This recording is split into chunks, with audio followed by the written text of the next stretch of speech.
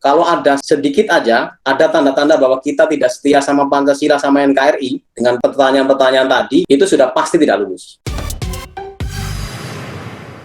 Kita akan bahas bagaimana caranya menghadapi wawancara beasiswa yang merupakan tahapan paling kritis biasanya dalam pendaftaran beasiswa maupun pendaftaran ke kampus tujuan. Wawancara untuk beasiswa maupun wawancara untuk kampus tujuan, apa yang harus kita siapin?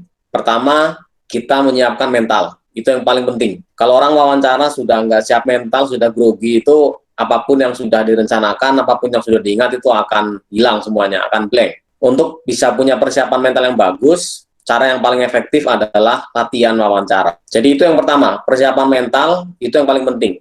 Membiasakan untuk berbicara di depan orang ya, karena tidak semua orang punya kemampuan untuk ngomong di depan orang, apalagi ditanya-tanya. Itu perlu persiapan khusus. Bagi yang sudah terbiasa public speaking, terbiasa ngajar, mungkin akan lebih mudah ya. Tapi kan tidak semua orang punya kemampuan seperti itu. Nah, terutama teman-teman yang tidak biasa berbicara di depan orang, tidak terbiasa berdiskusi, itu harus lebih banyak lagi latihannya. Kemudian yang kedua, teman-teman, untuk wawancara, pelajari guidelines-nya. Setiap beasiswa, setiap kampus akan punya guidelines yang berbeda, tentu terkait dengan penjadwalan ya, harus datang tepat waktu, kemudian requirement-nya, dia harus pakai pakaian apakah, harus membawa apa, itu semuanya harus dipenuhi. Guidelines itulah yang nanti menjadi start untuk kita, saya harus nyiapin apa, saya harus ngapain, datangnya kemana, kemudian yang ada di guidelines itu mestinya sudah clear supaya kita bisa fokus ke konten wawancaranya apa. Dokumen apa yang harus dibawa, mungkin pada saat dipanggil wawancara harus bawa ini, harus pakai baju ini, harus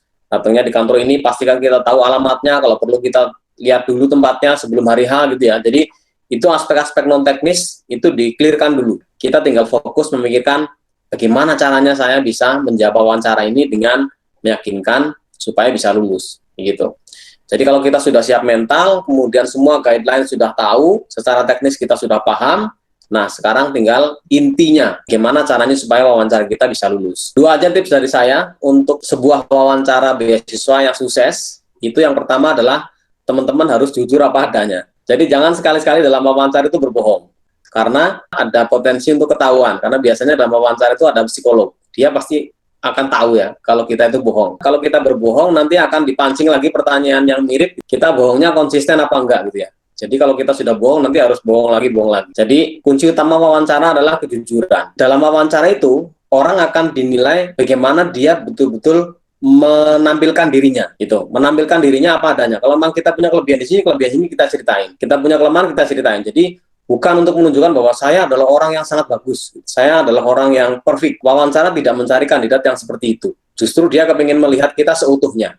Jadi kunci pertama adalah jujur. Dan yang kedua, usahakan untuk kita balance ya. Balance antara menjawab pertanyaan dengan menambahkan. Ini kadang-kadang sulit. Kalau kita wawancara dengan aparat penegak hukum, itu prinsipnya adalah jangan menjawab apa yang tidak ditanya. Yang dia tanya kita jawab. Kalau dia nggak nanya, jangan bilang. Gitu ya. Karena apa? Nanti akan memancing pertanyaan berikutnya itu. Kalau kita nggak ditanya, kita jawab gitu ya. Kalau di interview sama polisi gitu. Tapi kalau interview beasiswa tidak bisa seperti itu. Kalau dia tanya, kita jawab sesuai dengan dia tanya. Itu kadang-kadang ada yang harus kita sesuaikan konteksnya. Nah, tetapi kita juga harus bisa menahan diri, ngerem antara supaya jawaban kita nggak ngelantur kemana-mana. Kita harus bisa menyeimbangkan, ada saatnya jawaban wawancara itu kita extend, kita tambahkan, meskipun mungkin tidak ditanya secara langsung, tapi berapa nambahnya, itu harus kita jaga. Oke, kalau dia meminta dijelaskan 100, kita bisa tambahin 105. Tapi jangan sampai juga jadi 150. Kita masih punya space untuk memberikan tambahan terhadap pertanyaan yang dia berikan, tetapi juga space itu harus kita batasi. Jadi, 2 hal itu menurut saya paling penting, teman-teman harus siap mental, dan yang kedua adalah menyeimbangkan antara menambahkan konteks, tapi juga tidak terlalu melebar. Ferry Fadli, silakan. Wawancaranya apakah satu peserta dengan satu interviewer, atau one-on-one, atau satu kandidat akan diwawancarai oleh 5 atau 3 pewawancara? Terus yang kedua itu apakah wawancaranya akan dilakukan dalam bahasa Inggris atau bahasa Indonesia? Beasiswa LPDP itu wawancara ada dua kali wawancara ya. Jadi ada wawancara 1 dan ada wawancara 2. Wawancara 1 dan wawancara 2 itu berbeda sesi. Biasanya dalam 1 hari, pagi dan siang. Wawancara 1 itu wawancaranya ada 3 orang. 1 akademisi, kemudian 1-nya dari LPDP, dan 1-nya adalah psikolog. Jadi 3 orang, 1 lawan 3. Wawancaranya 3 orang dalam satu tempat yang sama akan menanyakan kita secara bergantian. Itu wawancara 1. Dan durasinya hanya 30 menit. Nah, wawancara 2 itu beda sesi. Itu wawancaranya hanya 1. Wawancaranya hanya 1, tapi durasinya 1 jam. Nah, bedanya kontennya wawancara 1 itu adalah wawancara yang lebih kepada akademik. Lebih kepada kenapa kamu daftar beasiswa, tujuannya apa, dan sebagainya. Karena yang nanya tadi akademisi, kemudian LPDP, dan psikolog. Akademisi terkait dengan biasanya terkait dengan akademik, LPDP terkait dengan misalnya kenapa daftar beasiswa dan seterusnya, kenapa pilih LPDP begitu. Kalau psikolog terkait dengan persiapan non akademik, misalnya mau bawa keluarga, kemudian apakah diizinkan keluar negeri atau enggak sama keluarga begitu. Nah, kalau wawancara 2, ini yang akan mewawancara adalah orang sebagian besar dari intelijen dan polisi. Ya, karena LPDP dia mengusung nasionalisme, penerima beasiswa LPDP harus orang yang loyal dengan NKRI. Jadi wawancara kebangsaan, Pancasila, sejarah, politik, dan sejenisnya. Wawancara kedua, ini wawancara kebangsaan atau nasionalisme. Durasinya 1 jam, 1 lawan 1. Kalau untuk bahasa, kalau yang LPDP ya, tujuan dalam negeri dalam bahasa Indonesia, tujuan luar negeri pakai bahasa Inggris. Tetapi banyak juga kejadian teman-teman yang kuliah di dalam negeri dan wawancaranya dalam bahasa Inggris. Dan itu teman-teman tidak bisa menolak. Itulah kenapa bahasa Inggris itu mau tidak mau harus belajar. Karena ya tidak mungkin kalau pas diwawancara dia bilang bahasa Inggris terus kita bilang saya nggak mau pakai bahasa Inggris karena saya kuliah dalam negeri gitu ya. Ya itu tidak mungkin. Artinya kalau memang dia tanya bahasa Inggris ya teman-teman harus jawab bahasa Inggris. Dia bukannya nggak tahu bahwa kita akan tujuan kuliah dalam negeri gitu ya. Dia tahu, wawancara semuanya tahu kita mau kuliah dalam negeri atau luar negeri. Tapi ya itu suka-suka dia mau nanya kita pakai bahasa Indonesia atau bahasa Inggris. Ya jadi teman-teman kalau yang kuliah luar negeri sudah pasti pakai bahasa Inggris. Nah, yang kuliah di dalam negeri tetap harus latihan juga berbicara pakai bahasa Inggris, gitu ya. Kalaupun misalnya tidak full gitu, dijawab pakai bahasa Inggris, ya paling enggak sudah menunjukkan ada upaya bicara, dia nanya bahasa Inggris, jawabnya pakai bahasa Inggris, meskipun hanya mungkin setengah, gitu ya. Karena dia juga pasti akan maklum ketika misalnya kita memang tujuan kuliahnya adalah dalam negeri. Malinda Sari Sembiring, silakan. Kita kan wawancara tadi bilang kita harus jujur gitu. Cuma gimana caranya kita menunjukkan kalau kita itu stand out tanpa kita melebih-lebihkan. Terus kiat-kiatnya supaya meyakinkan itu bagaimana. Lalu ini Pak, misalkan nih ada interviewer yang komen, IELTS kamu pas-pasan ya cuma 6,5 gitu misalnya. Itu kira-kira cara kita menanggapinya supaya kita sendiri nggak down tapi juga nggak kayak ajak ribut interviewernya gitu. Jadi kan gimana caranya gitu kalau misalnya ada yang nanya kayak gitu. Yang pertama, bagaimana caranya supaya kita tidak berlebihan mengekspos diri, tetap menjaga supaya tidak terlalu kita overexpose. Teman-teman, kita tidak selamanya harus menunjukkan kelebihan.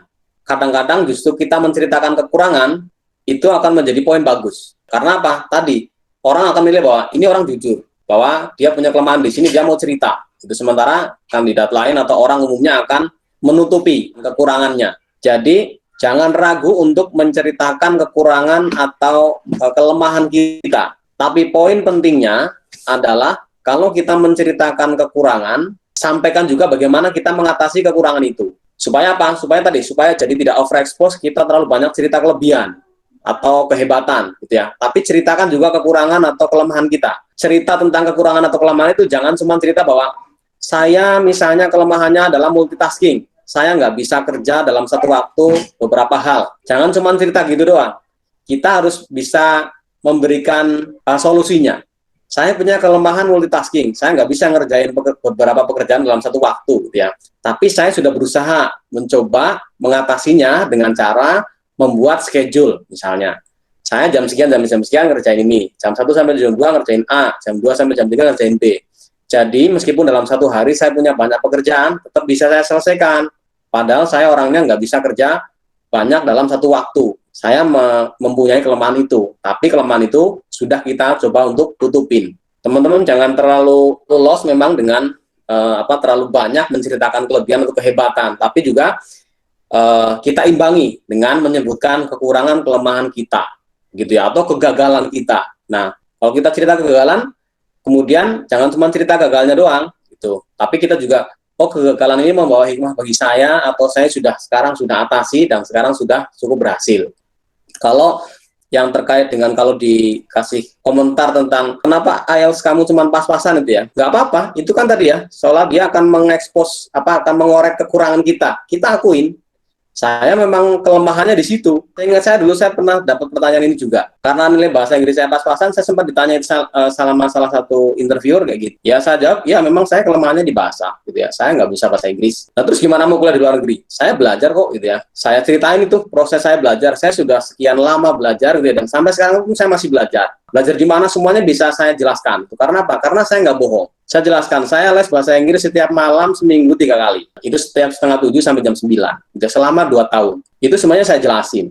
Artinya apa? Kita tunjukkan kelemahan kita. Kalau kita ditanya kelemahan, jangan kemudian disembunyikan. Jelaskan, gitu ya, akui. Tapi kita kasih tahu dia bahwa saya sudah berusaha mengatasi kelemahan itu. Gitu. Berikutnya, Javier. Pertanyaan-pertanyaan seputar interview itu biasanya berkaitan dengan esai yang kita tulis. Bagaimana tipsnya ketika interviewernya itu menanyakan pertanyaan di luar perkiraan kita atau di luar esai yang pernah kita tulis? Semua beasiswa yang dia mensyaratkan adanya esai, itu wawancara adalah untuk mengkonfirmasi esai yang sudah kita tulis. Untuk membahas kembali, mendiskusikan, menanyakan detailnya esai yang sudah kita tulis, ya. Jadi beasiswa apapun yang mensyaratkan esai ya, termasuk LPDP, itu pada saat wawancara ya topiknya membahas esai yang sudah kita tulis itu. Nah, nanti ada tambahan-tambahan yang lain. Apakah ada pertanyaan yang di luar esai? Pasti ada. Esai yang sudah kita tulis ditanya? Pasti. Apakah ada pertanyaan di luar esai? Pasti ada. Gitu. Jadi teman-teman memang harus sudah siap menjawab pertanyaan yang ada dalam esai, ya akan dikonfirmasi, dan juga kita siap dengan pertanyaan-pertanyaan yang di luar esai. Pertanyaan-pertanyaan di luar esai, ya bukan berarti kita tidak menjawab ya bahwa ini kan nggak saya tulis gitu ya, kenapa ditanyakan? Ya kita jawab. Artinya teknik terbaik untuk menjawab pertanyaan, ya menjawab pertanyaan yang surprise gitu ya. Misalnya, kamu kalau jadi orang komunis mau apa enggak? Kita surprise ya, oh, kenapa saya ditanya komunisme? Saya kan bukan ngambil kuliah politik gitu ya, saya kuliah jurusan biologi gitu. Bagaimana pendapat kamu tentang komunisme misalnya? Ya, atau kamu kalau seandainya kamu seorang komunis, kira-kira bagaimana kamu akan memimpin daerahmu? Kita disuruh membayangkan bagaimana kalau saya jadi orang komunis, sementara komunisme aja mungkin kita tidak paham ideologinya bagaimana gitu kan. Kalau mendapatkan pertanyaan surprise yang di luar dugaan kita, itu jangan sekali-sekali ngarang, tetap jawab, tetapi semampu kita. Tapi kalau memang betul-betul tidak tahu 100%, kita bilang saya tidak tahu isu ini. Gitu ya, saya tidak tahu tentang ideologi komunis misalnya. Jangan kemudian setiap pertanyaan yang tidak tahu kita tidak jawab. Ya, ada porsinya kita menjawab, tapi kuncinya pertanyaan surprise itu jangan coba-coba ngarang, jangan coba-coba berspekulasi bahwa seolah-olah kita tahu. Merianti, silakan. Bagaimana contoh-contoh pertanyaan yang mungkin ditanyakan di ketika wawancara kedua itu, Pak? Karena saya rasa kalau untuk wawancara pertama itu kan apa yang sudah kita tulis dan segala macam tentang kita, saya rasa bisa kita kuasai. Tapi kalau tentang politik apa segala macam itu bagaimana kira-kira contoh pertanyaannya gitu, Pak, gambarannya? Terima kasih, Pak. Ya, wawancara kedua LPDP itu adalah wawancara nasionalisme atau kebangsaan yang menginginkan kandidat atau penerima beasiswa itu memberikan kontribusi bagi Indonesia. Artinya dia harus orang yang setia sama NKRI. Ya. Kenapa? Karena duitnya dari duit APBN. Jadi wawancara kedua ini fungsinya untuk memastikan ini, memastikan bahwa orang yang akan diberi beasiswa LPDP ini adalah orang yang setia sama NKRI, orang yang mau berkontribusi buat Indonesia. Jangan sampai orang yang dikasih beasiswa LPDP pakai duit negara ternyata dia nggak bisa berbuat apa-apa buat negara, atau bahkan dalam tanda kutip menjadi benalu buat negara karena dia misalnya mendukung separatisme. Ya. Beri contoh begini. Pertanyaannya akan seputar misalnya bagaimana pandangan kamu terhadap gerakan Papua Merdeka, bagaimana pandangan kamu terhadap gerakan Aceh Merdeka yang dulu, gitu ya, separatisme di Aceh, bagaimana pandangan kamu terhadap ideologi khilafah misalnya. Itu ideologi-ideologi gerakan-gerakan yang tidak selaras dengan NKRI. Kalau mau cari beasiswa LPDP, ya LPDP akan nanya nasionalisme, dan nasionalisme itu akan dikorek betul secara mendalam wawancara kedua dengan pertanyaan-pertanyaan seperti tadi. Makanya wawancara dua ini durasinya panjang, 1 jam gitu ya, dan satu. Teman-teman perlu tahu, wawancara kedua ini melibatkan Badan Intelijen Negara, BIN. Jadi tidak main-main. Orang yang tidak setia pada NKRI itu pasti akan ketahuan. Karena ini yang wawancara BIN, orang polisi gitu ya, mereka sudah dibekali dengan, sudah tahu ya, kelompok-kelompok separatis, kelompok-kelompok anti NKRI, anti Pancasila itu mereka sudah tahu. Teman-teman bukan hanya akan ditanya terkait dengan hal-hal tadi ya, ideologi pandangan kamu terhadap separatisme, terhadap khilafah dan sejenisnya gitu ya. Tapi yang namanya BIN itu kerjanya tidak hanya fisik. BIN itu termasuk kerja non fisik. Mereka tuh tahu rekam jejak kita yang tidak kita bicarakan. Teman-teman yang di dunia intelijen pasti tahu lah. Intelijen itu mereka kerjanya kerja senyap. Yang ditanya di wawancara mungkin sekilas kita bisa handle semua gitu ya. Tapi di luar itu dia akan korek, akan cari data kita kemana-mana. Rekam jejak kita di medsos pun dia akan tahu itu. Rekomendasi ke LPDP itu nanti sifatnya adalah yes or no. Betapapun kita punya esai yang hebat, di interview pertama ya, wawancara pertama itu keren. Tapi kalau wawancara kedua, dari intelijen itu bilang no, orang ini orang yang tidak setia sama NKRI, maka semuanya akan gugur. Kalau wawancara pertama, wawancara 1, itu outputnya adalah ada scoringnya gitu ya. Tapi kalau wawancara 2, ini adalah yes or no. Kalau ada sedikit aja, kita punya noda gitu ya, dalam arti ada tanda-tanda bahwa kita tidak setia sama Pancasila, sama NKRI, dengan pertanyaan-pertanyaan tadi gitu ya, itu sudah pasti tidak lulus. Itu setahu saya baru dua tahun belakang ini ya, 2 tahun terakhir ini setelah banyak isu bahwa banyak terjadi penerima beasiswa LPDP yang di luar negeri tidak pulang ke Indonesia atau di Indonesia tapi ikut dengan gerakan-gerakan yang atau mendukung gerakan yang tidak setia sama NKRI.